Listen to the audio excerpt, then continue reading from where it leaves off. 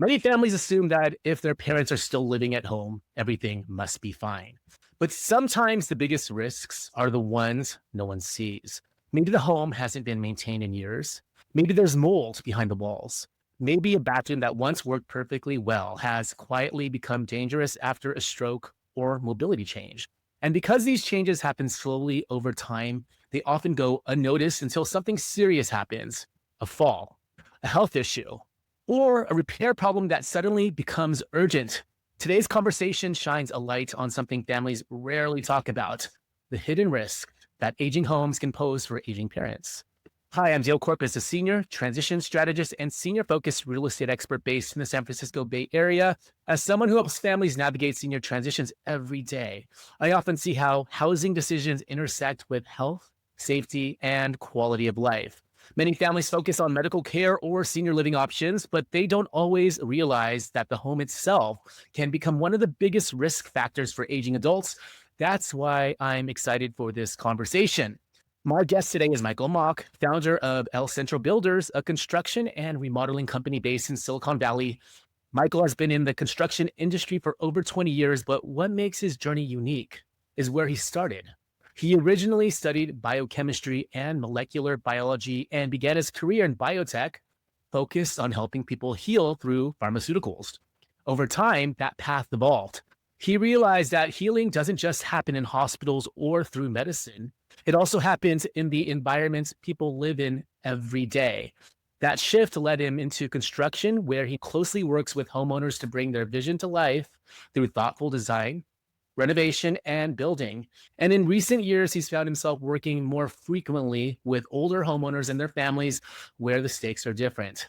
Through that work, he's seen firsthand how aging homes can quietly become unsafe for seniors and how small design or maintenance decisions can dramatically improve safety, mobility, and overall quality of life. Today, we're going to explore what families in the sandwich generation should understand about their parents' homes, the hidden risks many people miss, and how proactive planning can prevent serious problems later. Let's dive in. Welcome to the Simplify Senior Transitions podcast, where we help families navigate senior living, real estate, and everything in between. Hosted by Senior Transition Specialist Dale Corpus, this show brings you expert insights, real solutions, and stress-free strategies to make senior transitions simple. Ready to dive in? Let's go. And we're back, everybody. Michael, welcome to the show today. How are you? I'm feeling great. Thank you so much for having me on the show, Dale. Yeah, and so as I got to learn more about you, you have such an interesting background. Let's start with that. How did you end up in the construction and remodeling world? Oh, it was totally unplanned and accidental. So Okay. after my biotech career, it's like, man, I really want to make an impact on people's lives. So I Yeah. went back to business school thinking that that was the solution at Santa Clara University. And I came out and I ended up working for a stone company doing stone fabrication and installation. And that was when I started seeing how much of an impact the home meant for people. It's so intimate. It's so integral for their daily lives. It's actually more integral than my previous career, where it's like you wake up, you're in your home, you're in your kitchen, right? So I saw tons of kitchen and bath remodels. Like we were probably managing at peak, we were doing 6 installations of countertops a day. So I've seen so many kitchen designs, and you start realizing how meaningful it is for the family. And that was really kind of the gateway to understanding how becoming a general contractor would actually impact potentially many, many lives and families. Yeah. Yeah. That is such an interesting pivot because construction really blends, both technical thinking and also creativity. My next question is, what even led you to start your current company, El Centro Builders? And does that name have any significance too? Does it have any special Yeah, meaning? it has super special meaning to me because El Centro was a project that we built from ground up. And it was a house, it was actually a spec home development, which I had put a lot of time in terms of creating the design and construction. And I was looking down at all the design details with the interior designer and architect. And the meaning of El Centro is actually very integral to a person's home, right? The core word central is about being centered. So if you think about your home, like you really don't want to be it's a place that's actually centering your mind and centering your family and centering your life. which is why I chose Yeah. the word essential, and also the little symbol here. This is actually Yeah. uh, paying homage to my Yeah. Chinese cultural heritage, where this is the Yeah. word for central, the character for central, and I put a Oh, nail through okay. it because, like, high quality, like, construction and everything, you have to be on point, and that's about everything in Yeah. life, right? You just want to be focused, and also, El Central means that you're not always you're being centered of the mind, so that you're going to be able Yep. to absorb the highs and the lows of life. So if you're in your home and you're able to do that, then you feel safe and protected. Yeah. I love that. Sounds like there was a bigger vision behind it than just like remodeling or building homes. Now, over time, you've worked with a wide range of homeowners. When did you first start noticing patterns with aging homeowners? I started noticing the pattern probably about 3 years ago. This last year, I had a handful of homeowners that were all in their 80s, Okay. and that was a big change. But really, what kicked it off was actually when my high school friend's father had a stroke, and that Okay. was about 3 to 5 years ago. And that was actually Mhm. when I started seeing how things that you thought were totally working fine when everybody was able-bodied, that was where the change was. And after he had a stroke, we helped him put in a ramp, and we had to redo their shower because at the time they were talking about, oh, he had a stroke, so mobility challenge is a real issue. But Yeah. really, the part that really was the driver for that was after he had a stroke. He one day he fell, and in the shower, of course, while showering, and he shattered the shower glass door. Yeah.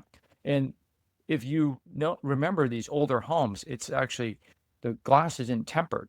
So you have the chicken Mhm. wire glass integrated ones, like back the old school, and that Yep. was a mess. So that actually prompted a very quick bathroom remodel. Now, when we went in to do the bathroom remodel, we had to be very intentional about what their needs were, right? It was already space constrained. He obviously needs some kind of bench. The question was, do we anchor a bench to the wall, or do we have those mobility accessible ones that you put in? So we had to think about things like that. Like never before did I actually encounter thinking about those aspects of life, right? The other thing is that you have to adjust the grab bar height. You have to put more grab bars than you think that you want, right? Most people don't want to put the grab bars in because, oh, honey, that just looks ugly. And so we have to integrate the grab bars into like strategic locations where he actually could grab it, right? Because a lot of times everybody's different heights. Some are short, some are tall. So you really have to adjust everything and customize every aspect for my friend's father. And that was Right. actually the big kicker when I learned about that project. And that's when we started seeing more senior clientele. That was like the first major senior clientele until this year. Yeah. Side note, I want to backtrack a little bit. I know you're based in the Bay Area. Can you tell our audience where your office is located and where you service? Oh, okay. So we're located in our office is in Los Altos, and we are servicing primarily Santa Clara County, parts of San Mateo County, and that's our focus right now. But we occasionally do some projects in San Francisco because they know me. Yeah, there you go. One thing you mentioned when we spoke earlier was that many older homeowners don't realize their homes are deteriorating. Why does that happen? Well, what I've noticed is that people they're so focused on their own personal lives, on all the fun things in life, right? So there's all these Yeah. fun things to do, and maintaining your home just becomes sometimes just gets left aside. It's more fun to go hang out with your friends on a Saturday afternoon than think about, oh, I need to maintain my windows, or I need to make sure that the water heater is still strapped to the wall just in case the next earthquake occurs. You don't think about those things because I would say that people are under the assumption that their home lasts forever and things don't Yeah. really break down because you don't have a breakdown frequency of like car maintenance. So we're not trained like mentally to think, oh, we should do this time of year, do this, right? So for example, like winter, we should winterize our homes. Now, if you were living in the East Coast, my friends who are contractors in the East Coast, that is clearly a big thing, right? The Yeah. house is freezing. But in California, it's like, it's wet and it's dry. And then that's it. So as a result, we get super comfortable and assume that everything is going to be totally fine. And that's why homes that I see that were remodeled like 15 years ago, their windows are going bad already, right? And Yeah. my friends are like, "Oh, Yeah. those are the new windows." I'm like, those are not the new windows. They're already fogging, and you're already getting dry rot. But a lot of times people are just super busy, so they don't think about it. Yeah. A good follow-up question here is, what are some of the most common maintenance issues you see in homes owned by seniors? Most common problem is they don't get grab bars early enough. Okay. So I think that's something that I've noticed. Like my 88-year-old homeowner that I worked with this year, she turned 89 and she just put in grab bars. Okay. Like she probably should have had like grab bars like 30 years ago, maybe 20 years ago. Okay. But that's one thing that I've noticed that people have. I think people just don't remember what their limitations are. So that's one thing, grab bars. Number two is, I would say, they think dishwashers last forever, and the dishwasher starts leaking and it causes a major flood. And the other common thing is like, same thing, like faucets, that leaky faucet that you're like, oh, I'll just put the bucket underneath. Not a big deal, right? I think everybody's done that. Like, we'll get to it. I'll get to that. Well, you'll get to it, and it's like 5 years later. The other thing is actually what I mentioned to you is the windows, right? This was a young couple, young relative to the 88-year-old that I'm working with, and 15 years ago, oh, they still think it's new, right? But it's not new, and the windows are already fogging because the seals have broken, right? So that's 4 things that I think was super common. Probably the 5th thing is not maintaining the painting enough. Painting is actually the first barrier to prevent water from coming into the house, especially around the windows, right? I call it sunscreen for your home. Yeah, I imagine some of these issues are really more common than people would expect. So thank you for highlighting all of those. One story you told me involved severe mold hidden behind the walls of a home. Can you walk us through what happened in that situation? Yeah, in that situation, I don't know how people realize how severe mold is, but mold causes a lot of respiratory problems. So back in the day, we would grow up cells, and all of a sudden the mold would infect all the cells and we had to like literally clean it, scrub it all down. But mold behind the wall is actually directly through water infiltration. So what our homeowner did was they had actually created a basement, subterranean basement that was home built in the 1970s, and there's actually no proper waterproofing in that house. So what happened is the water started infiltrating, and they covered it up with sheetrock. So whenever I walked into the house, like, what's that smell? People think, oh, that's just the old house smell. Actually, that old house smell is the mustiness from mold that was growing behind the walls. Okay. So whenever somebody smells something in the home, that's actually should be a red flag. And I think a lot of times, back to what we were talking about earlier, like the common things, like if something doesn't smell right, that's an indicator that there might be some kind of mold behind the walls. We then removed the wall. We removed it, and we found like end to end black stuff. We didn't test it. That's why I'm just saying black stuff, because it could be mildew, it could be mold. It's like unclear. It was probably more mildew because it wasn't fuzzy. Mold tends to be very fuzzy. So that's how we've discovered it. And the reason is because back in the 70s, the waterproofing technology was not there. And also they assumed that basement was just used for storage. So there was no waterproofing system in place. But that's only one scenario. There are many other scenarios. The most common ones are actually in bathrooms and like windows. Well, why do these kinds of problems often go undetected for years anyhow? Well, one thing is that you just get used to the way your home smells. Okay. It's not until a stranger comes into your home, they're like, oh, they'll say something. I think people just assume that that's the way their house smells, because sometimes it's actually even cloaked by the smell of the cooking. And I think that's really what it is. And it's even cloaked even more if you're using fragrances in your home, if you're burning candles. So because of that, that's already completely cloaked. So you have no idea, because what happens is like, they're like, oh, I don't like the old house smell. So then they either burn candles or put some kind of like fragrance. And then boom, they just don't remember. It doesn't trigger anything, right? And also, people aren't even looking for it. That's the difference. People aren't consciously looking for it, which is why they don't think it exists. Okay, I get that. Now, how often do you see situations where a home simply wasn't designed for aging mobility issues? That's like all our homes. That's really like all our homes. Because when people buy their homes, like even if it's, well, maybe it's a little bit different for these new developments, but most homes were not built for people to age in place. It's only when people are rebuilding it do they get that home that's ready to go aging in place. And that would be the wider hallways.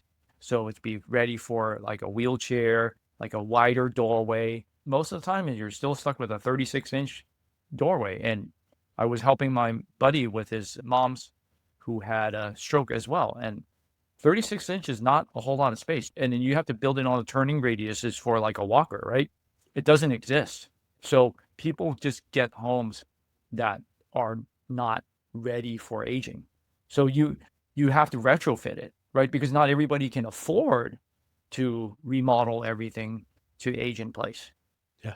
Well, what are some of the most dangerous parts of a typical house for seniors? Entry porch.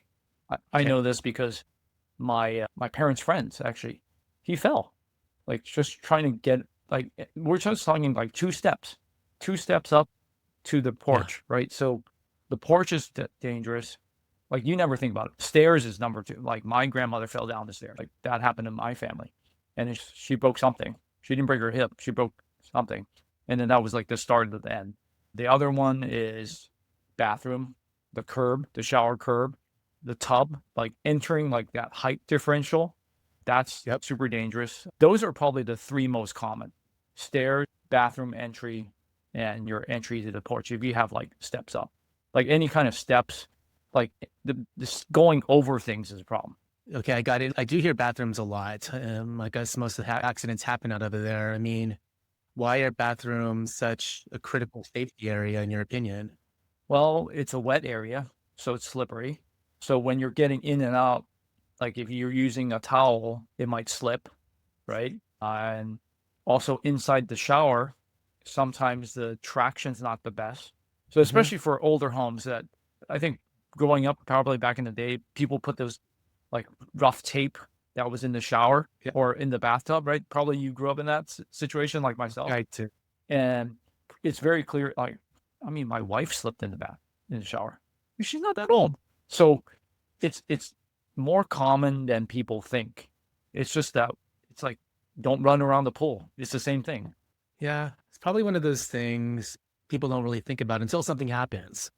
That's my opinion. I mean, now, what are some simple upgrades that can dramatically improve safety? Simple upgrades is installing a grab bar. And the grab bar is typically installed upon entry. So wherever your door swings, like wherever you can grab on entry and exit, that's number one recommendation. The number two is if a person has a bench or a tub, what I've been told by the homeowners is that they need something to grab onto as they get up from those. So it could be set horizontally, you can set at an angle. It's just customized for whatever. But the key thing is that you have to buy the right kit. They'll sell it at Home Depot and Lowe's. And you have to make sure it's mounted to a solid backing.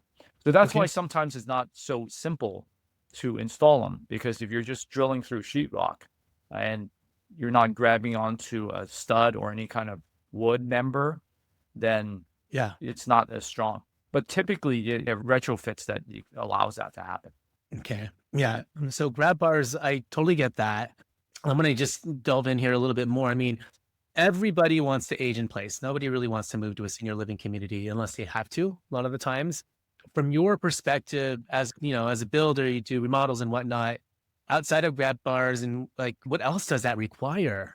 I would say if you're remodeling, the most popular thing is to make sure your shower is curbless.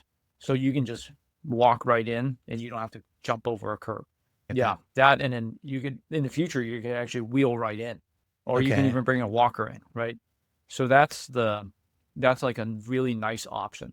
The other option is it's something that I've used, is that you just don't make the curb height so high. So you're changing the height of the inside of your shower pan.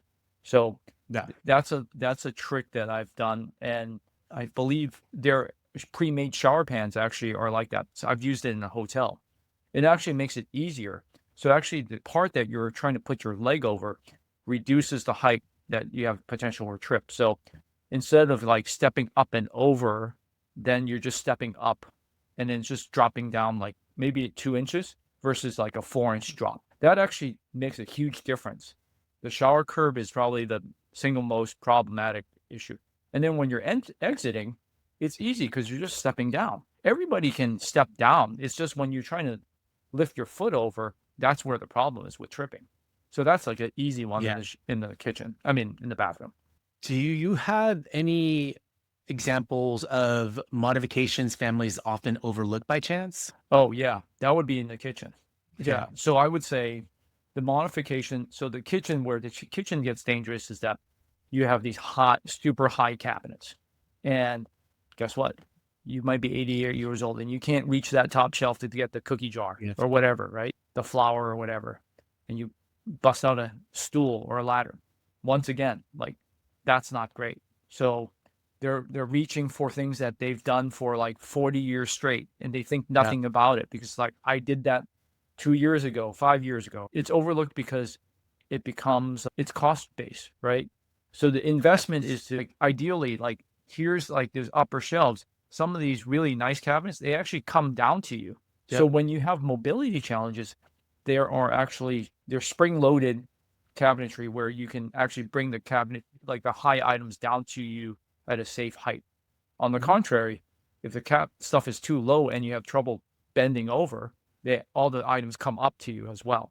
So that's overlooked because kitchen cabinets are like, that's very custom, right? So because it's super custom, not everybody will buy it because it's a custom feature. Yeah, those overlooked details really could sometimes be the most important, I would think. Now let's talk about the sandwich generation. Many adult children are part of the sandwich generation, like myself.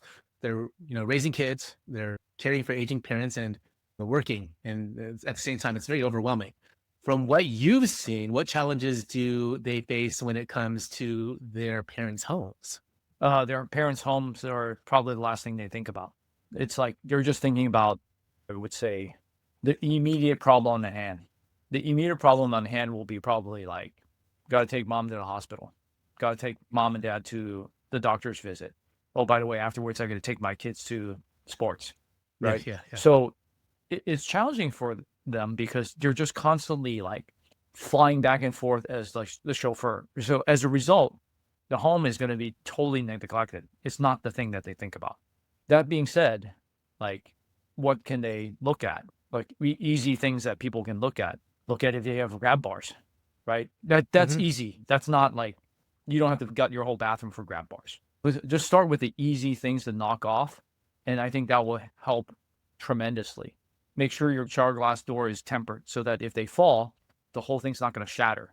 Most of them are tempered these days. Whatever you buy off the shelf from Home Depot, that's all tempered. It's actually required by law. But it's actually for those older homes that's never had a remodel. That's actually where the issue is. Yeah, so those two are probably the most simple things. And the other thing is like, it's a simple maintenance thing. Just make sure that things aren't leaking, right? Like the leaks will lead to mold. That's typically the problem. Like any kind of leak will lead to mold at some point. Whether it's a roof leak, it's a wall leak, it's a window leak, it's a sink leak, it's a faucet leak, it's a shower leak, shower pan leak. Like all those leaks will lead to mold. What are some warning signs families should watch for when they visit their parents' house? The first sign is if they have mobility challenges. Like if the parents have mobility challenges, because they'll always say that, they'll always fight you, and they're like, oh, no, I'll be okay. And they're not going to be okay until, usually what happens is an event happens, then they react to it, right? So the trick is to get there before the event happens. So like a good example is like my parents, like their friend fell off the entryway, and afterwards they installed a metal handrail. But before that, they didn't do it. So typically the problem is it's always like the chicken or the egg, right? Event happens, react. Event, react. Event, react. Yeah.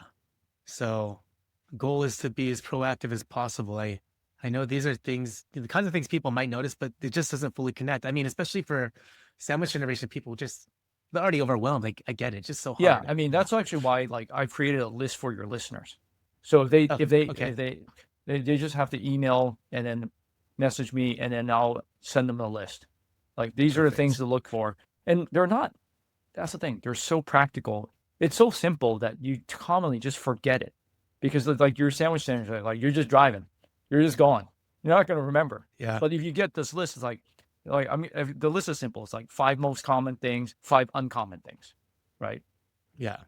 Now, when should families start having conversations about home safety? That can be a tough conversation. When should they do it? I would say once a family member is starting to show any kind of mobility issues and also even some memory issues because they go Mm-hmm. hand in hand. Mm-hmm. That's when you should start doing it. I mean, I would say my parents they are smart. They actually put them on pretty early for their age. They put it in about, I think we put in, oh, maybe they were like, they put them in their 70s. But at least they realize that, oh, we should put it in. So I think it Yeah. needs to come from them because frankly, these grab bars, I'll be honest, like I love design. They are not that nice.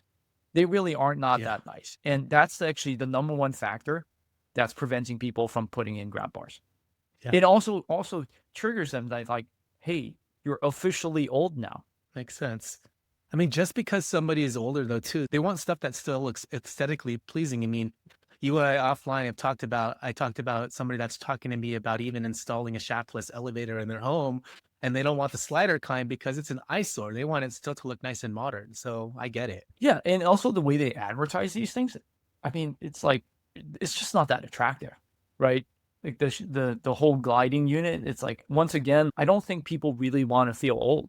That's what it is because our minds stay young, but our body gets old. Yeah. Now, if someone listening or watching has parents in their 70s or 80s, what proactive steps should they take right now? If you don't have grab bars, get grab bars. If you can do a bathroom remodel so that that shower pan height is either curbless or somehow it's lower. Mm-hmm. The other simple one is make sure that the shower glass doors are in working condition, like they're not falling off, things like that, because that's dangerous. That's a sharp thing. And then the one that really was the hidden one is on the entry door area. Like if you have a couple steps to get to the front door, I would put some kind of handrail, like a metal handrail on there, because that was the one that I personally missed. I'm like, oh, it's not that big. It's only 2 steps, but that one is the one that I think people overlook the most. It's like an outside one. Oh, everybody thinks about the Yeah. bathroom. Hey, what's the difference between preventative maintenance and emergency repairs? That's a great question. So preventative maintenance is when you're maintaining your home on a routine basis. So like annual basis, 1 year, 2 years, 3 years, and you're looking for critical things like things that are affected in the Bay Area seasonally. So a good example is making sure your windows are caulked and the seals aren't breaking down, your gaskets are not. Same thing as your doors, right? That's the doors one's important because it just keeps your house insulated and warm. So that's one thing. Like another thing is like my friend that has that house that they remodeled 10 years ago, one of the doors is already rotting out. Like it's crazy, right? You can't even think about that. You can't even fathom the fact that a door that you installed brand new 15 years ago, I can put my finger through it already. Oh. Yeah. So preventative maintenance, Wow. like painting has a lot to do with it. The other thing is actually the roofing, just for people to understand the magnitude of this problem is this. Preventative maintenance will probably run you let's kind of call it 5,000 a year on the low end, right? Normal size home, like, okay. So every time when I have deferred maintenance issues that come up that are deferred 15 to 20 years, the difference is this. Those deferred maintenance projects that we take on are easily $100,000 to $250,000. Wow. It's immense. Like the step up is huge, right? Because by that time, you've got structural issues, you've got waterproofing issues. Termites have moved in. like certain areas of the walls are completely rotted out.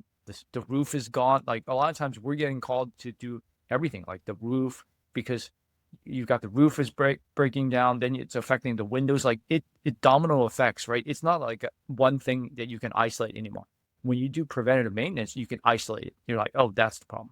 But by the time it's 15 to 20 years later, it's not about preventative maintenance anymore. It's like, oh, the roof leaks, so it's affecting the window, but then you can't hire the roofer because the roofer doesn't change the window, but everything's all tied together. Then it affected the framing underneath. And then now you have to redo the sheetrock. Then you have to paint it.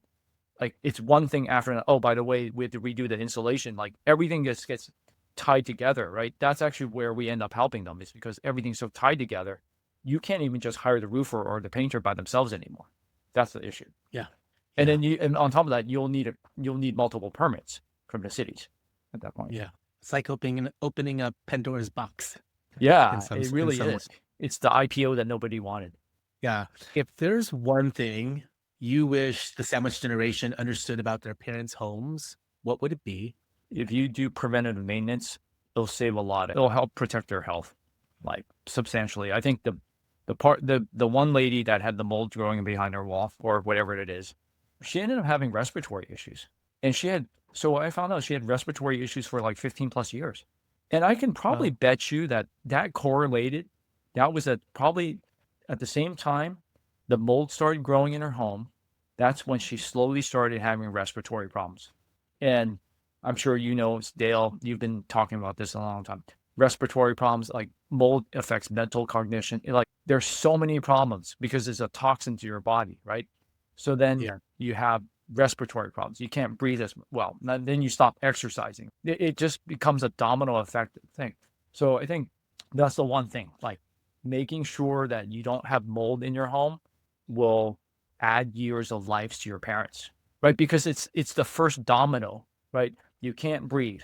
Then your heart gets affected. Then you don't work out as much. You can't do heavy weights, right? Like it's all these things that come in, and it's all hidden, right? Because you just think that's how the house smells and you don't think about it.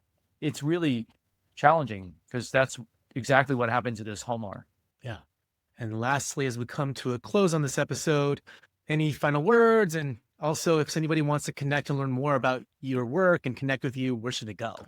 You can go to our website. It's lcentralbuilders.com. And we're going to have a new website that's going to be under El Central Renew. And that's going to be all focused on mold and all the problems of maintenance of your home.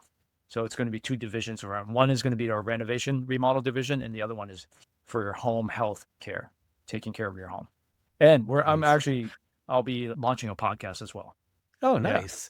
Yeah. Michael, thank you again for coming on the show today and sharing your perspective. I really appreciate the practical insights you shared today, especially around the hidden risks that can develop in a home as homeowners age.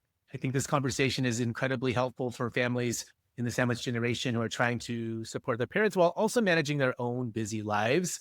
And for those of you listening or watching, if you're navigating a senior transition, whether it involves selling a home, funding long-term care, or coordinating trusted professionals, structured guidance is available. If you're a family trying to figure out your next steps, you could start by going to www.simplifyseniortransitions.com/families. And if you're a senior care professional looking to collaborate or connect within the senior care ecosystem, you can go to www.simplifyseniortransitions.com/professionals. If you enjoyed this episode of the Simplify Senior Transitions podcast, please consider leaving a 5-star review on Apple Podcasts or Spotify. Reviews help more families discover these conversations and connect with the resources they need. And don't forget to subscribe, like, and share this episode with someone who might benefit from it, especially if you know someone who's helping an aging parent navigate these kinds of decisions. Thanks again for tuning in. Michael, one last thank you for being on the show with me today. Okay. And for everybody else, I'll see you on the next episode of the Simplify Senior Transitions podcast.